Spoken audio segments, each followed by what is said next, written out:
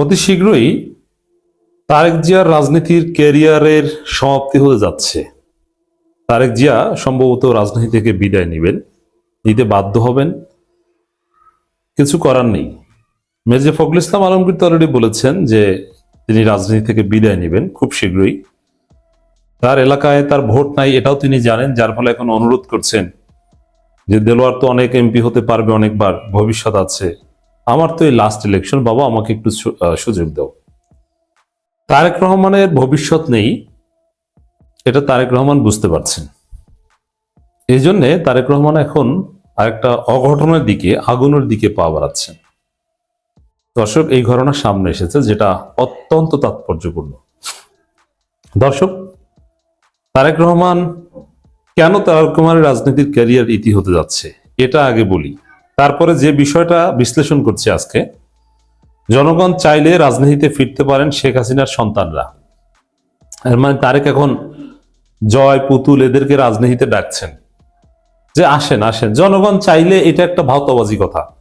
আওয়ামী লীগের লোকজন তো চাই, আর জনগণ চায় বিএনপি। আওয়ামী লীগ কি বিএনপি চাইবে, জামাত চাইবে? তো জনগণ চাইলে ফিরতে পারেন, এই কথাটাই একটা প্রতারণাপূর্ণ কথা। দেশের আইন অ্যালাউ করলে তারা চাইলে ফিরতে পারেন। জনগণ চায় কিনা এই জন্য তো নির্বাচন করতে হবে, এই জন্যই তো আগে রাজনীতিতে ফিরতে হবে।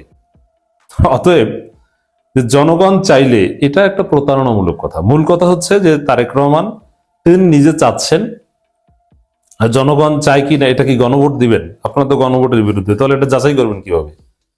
আর জনগণ চায় কিনা এটা প্রমাণ করতে হলেই তো আগে ইলেকশন করতে হবে। আর গোপালগঞ্জ থেকে ইলেকশন করলে জয় পুতুলেরা জিতবে, অরিজিনালি জিতবে। অতএব জনগণ চায়।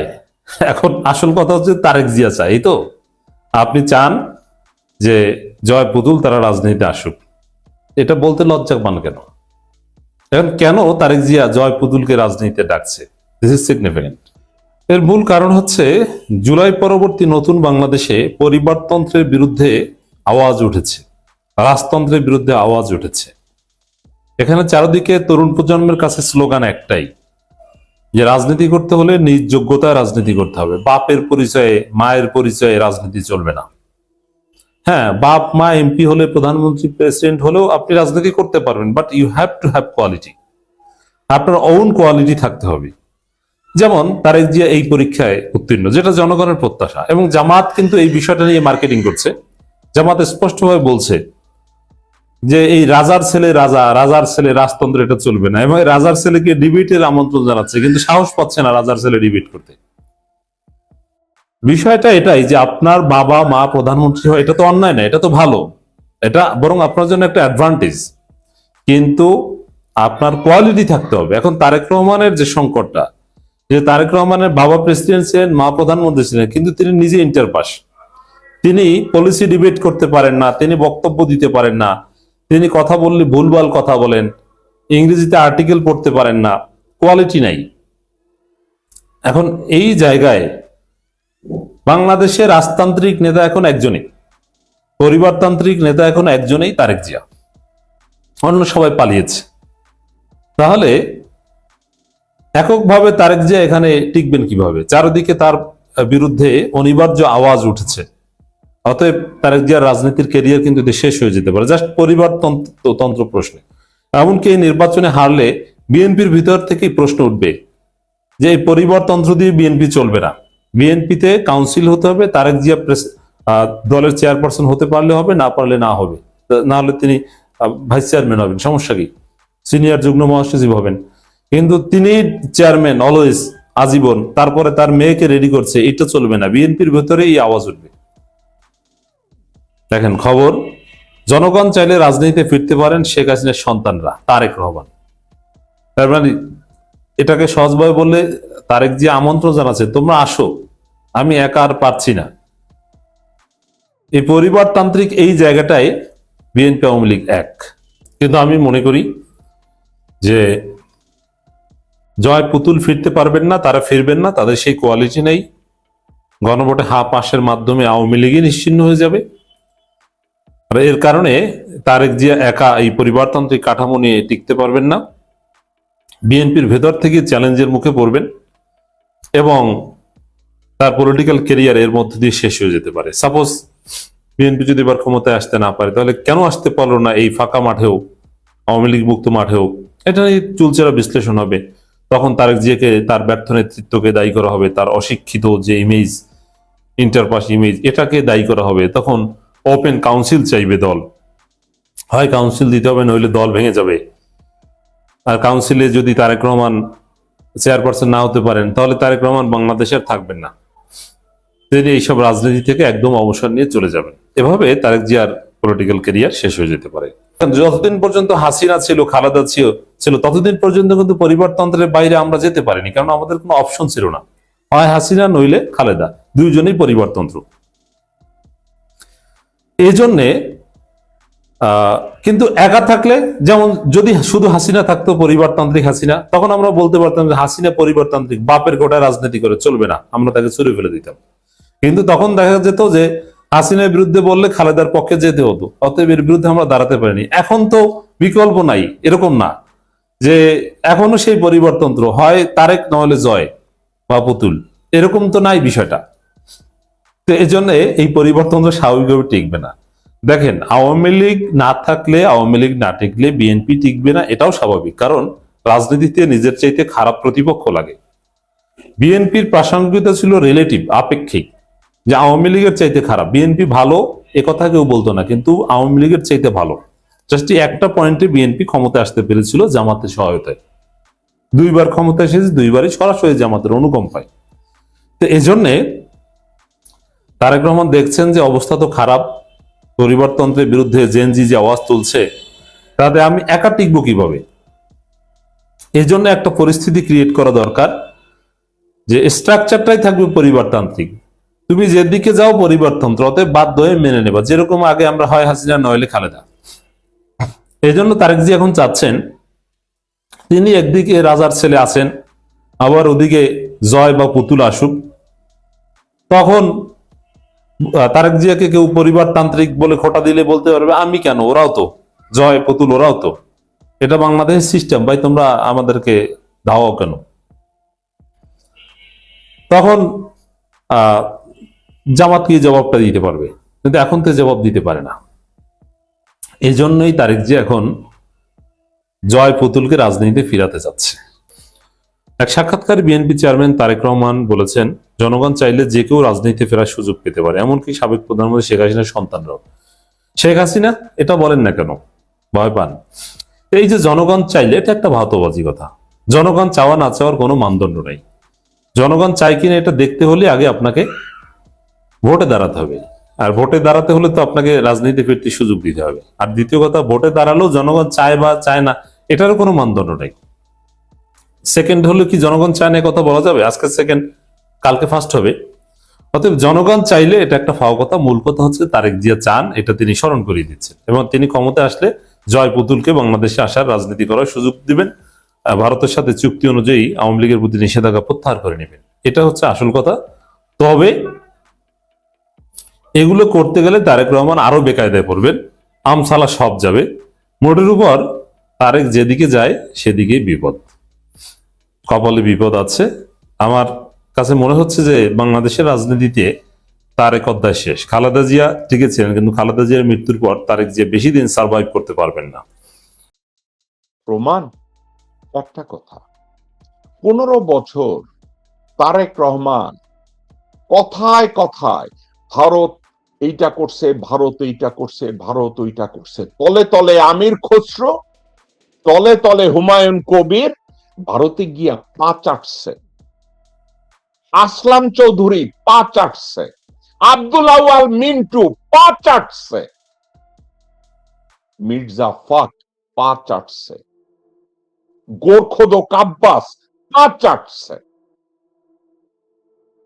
তারেক রহমানের কি এমন ঘটলো? রাত্রে বলল ইন্ডিয়ারে ফাটিয়ে দেবো, আর সকালে বলে না, ভারতের সাথে আমাদের সম্পর্ক রেখে বাংলাদেশকে গড়তে হবে। তারেক রহমান সাহেব, কতজন ডালিয়া আপনার চারপাশে ছিল? লন্ডনে না শুধু, আপনি যখন হাওয়া ভবনে, গাজীপুরে, কত জায়গায় আছে একটু বলেন তো। এখন আপনি আপনার নিরাপত্তার জন্য চারপাশে আবার লোকজন বসাইছেন, তাদের ভিতরেও কিছু জিনিসপত্র, ভিডিও ক্লিপ, পিকচার লোকজন ছড়াইয়া দিছে। এখন একটা জায়গায় আপনি কি স্রেফ নিজেকে বেঁচে থাকার জন্য, আপনার চরিত্র ফুলের মতো পবিত্র প্রমাণের জন্য 20 কোটি মানুষকে কোরবানির গরু বা ছাগল বানানোর সিদ্ধান্ত নিয়েছেন কিনা? লন্ডনে কয়েক ডজন ডালিয়া আছে যাদের সাথে আপনি ঠবসা করছেন। এই লন্ডনের কয়েক ডজন ডালিয়াকে আপনি আবার বগলে করে বাংলাদেশে নিয়ে গেছেন, যারা এয়ারপোর্টে দাঁড়ায়া বলছে, কি বলছে এয়ারপোর্টে দাঁড়ায়া, বাট আরো বেশি ভালো লাগছে লিডারের সাথে একই ফ্লাইটে লিডারকে 17 বছর পরে আমি নিয়ে যাচ্ছি। আসলে একদিকটা ভালো লাগছে, আরেকটা খুব কষ্ট হচ্ছে। লিডারকে আমরা যেভাবে কাছ থেকে পাইছি আমাদের সবটা প্রোগ্রামের মধ্যে, সব অনুষ্ঠানের মধ্যে, সেটা হয়তো মিস করবো লিডারকে, বাট ভালো লাগছে এটা। কয়জন ডালিয়াকে আপনি থামাবেন? হাওয়া ভবনের কতজন ডালিয়াকে আপনি থামাবেন?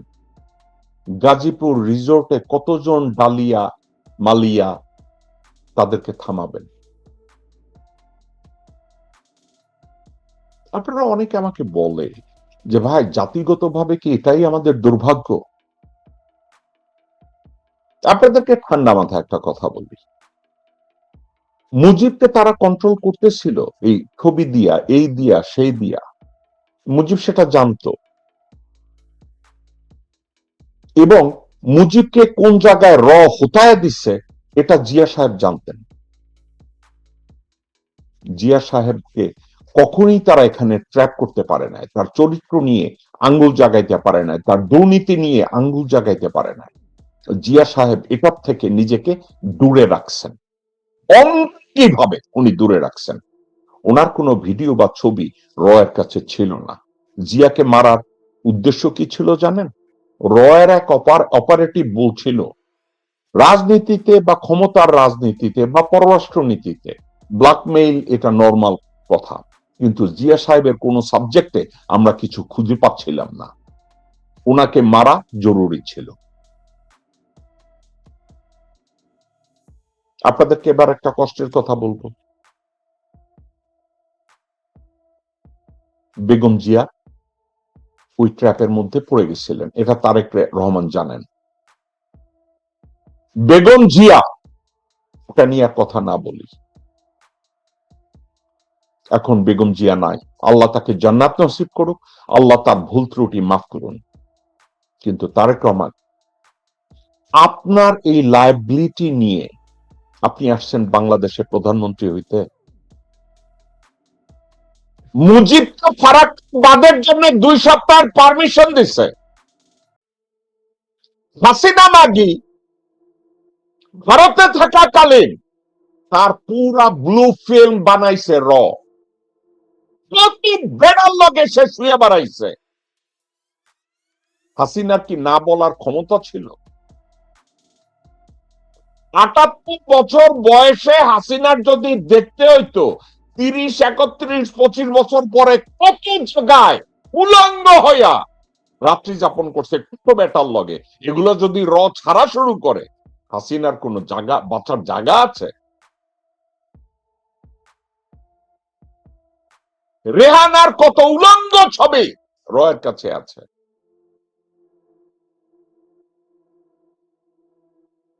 তারেক রহমান, লন্ডনে আপনার মেয়েকে নিয়েও কি হয়েছে ভুলে যায় না,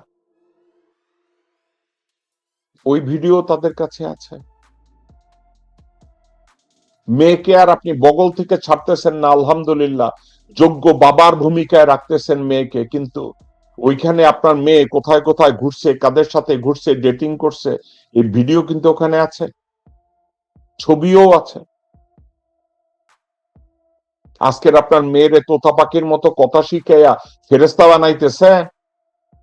আমির খসরু মাহমুদের লগে আর মির্জা ফাকের লগে বিশ্বাস করে আল্লাহ আমেরিকায় পাঠাইছিলেন ব্রেকফাস্টে যোগ দেওয়ার জন্য, কইছিল হোয়াইট হাউসে বাইডেনের লগে দেখা করায় দিব। এখানের ওই গিয়াস আহম্মক আর হুমায়ুন কবিরেরা, মাহাদি আমিনেরা সব কতগুলো বুয়ারে নিয়ে আপনি রাজনীতি করেন। হুম, আপনি প্রধানমন্ত্রী হবেন, আপনি এখন দেশের সব জায়গায় কতজন ডালিয়া কয় জায়গায় আছে, এগুলোর হিসাব কিতাব একটু মাথায় রাখেন। মুজিব দিয়া গেছে দেশটারে, হাসিনা পুরাপুরি দিয়া গেছে ভারতের কাছে বাংলাদেশে। এই আকাম কুকামের দলিল পত্র, দস্তাবেজ, ফটো, ভিডিও সবকিছু দিয়া ওইখানে দিয়ে আসছে। এখন আপনিও ধান্দায় আছেন, আপনাকেও ট্র্যাপ করে ফেলাইছে। আপনার বউ এখন আপনার ছাড়ে না একটা কারণে, আপনি কোন কদু আপনার বউ অলরেডি জানে, আপনারে থামানো সম্ভব না এটাও সে জানে।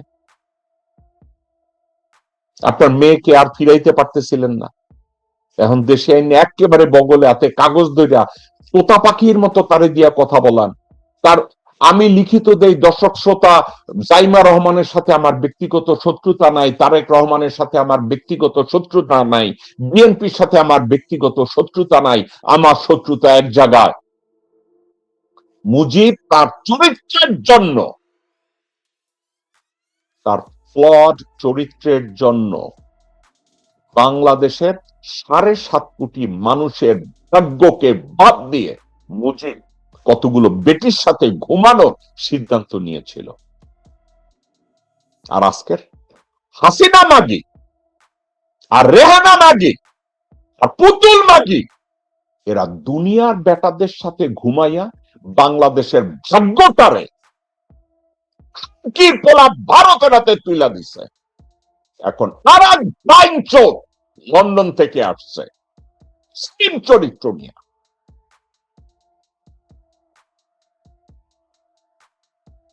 বাংলাদেশের ভাগ্য তুইলা দিবে। এখন অনেকে বলে তারেক রহমানের মন ভালো, মন ভালো, এই সৌয়ার পুত্রের ধৈর্য দেখা গায়ে, সৌয়ার পুত্র দেখ তোর ভিডিও, পুত্র ছবি, বাংলাদেশে লিখে দিয়ে কইবে ওকে আমি দিয়ে দিলাম। আরে বেটা, তোর চাইতে মুজিব শেখ অনেক বড় নেতা আছিল, বাল আলা নেতা আছিল, মুজিব যে কোরবানি দিয়ে দিছে, তুই কোন সেটের বাল রয়ের সামনে? তোরে যখন রব গোলা সৌয়ার পুত সালাউদ্দিন আটকালি দিবে, মিন্টু আটকালি দিবে, আমির খসরু মাহমুদ আটকালি দিবে, বরকত সাব্বাস আটকালি দিবে, আমিনুল্লাহ আমান আটকালি দিবে। টানবো কেডা? তোর বউ, তোর মাইয়া আর ওই ডালিয়া দূরে বসে বসে খিক খিক কইরা তারাহানা হালিমের লগে পার্টি করতে। আর তুই কি করলি? তারে পুরা দেশটারে কি মেয়েরা ছাইরা দিলি, দেশের 20 কোটি মানুষরে কুয়ার মধ্যে ঢুকাই দিলি তুই।